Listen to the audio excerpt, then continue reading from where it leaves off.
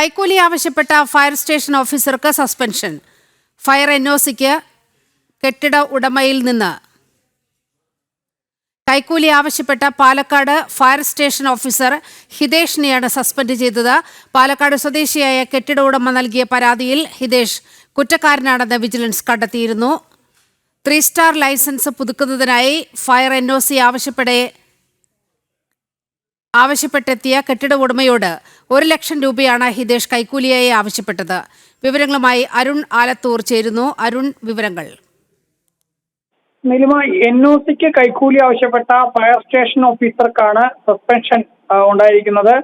Fire എൻഒസിക്ക് കെട്ടിട ഉടമയിൽ നിന്നും 1 ലക്ഷം രൂപ കൈക്കൂലി ആവശ്യപ്പെട്ട പാലക്കാട് ഫയർ സ്റ്റേഷനിലെ ഓഫീസറായ ഹിതേഷിനെയാണ് അന്വേഷണ വിധേയമായി സസ്പെൻഡ് ചെയ്തിരിക്കുന്നത്. പാലക്കാട് സ്വദേശിയായ ഒരു കെട്ടിട ഉടമ നൽകിയ പരാതിയിലാണ് ഹിതേഷ് കുറ്റക്കാരനാണെന്ന് വിജിലൻസ് കണ്ടെത്തിയത്. ഇതിന് പിന്നാലെയാണ് ഇപ്പോൾ ഈ ഹിതേഷിനെ സസ്പെൻഡ് ചെയ്തിരിക്കുന്നത്.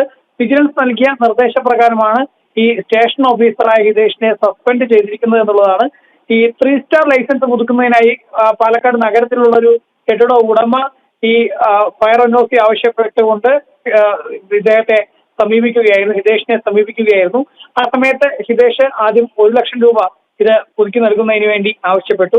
പിന്നീട് ഒരു 75,000 രൂപ നൽകിയാലും മതിയെന്നും ആവശ്യപ്പെടുകയായിരുന്നു.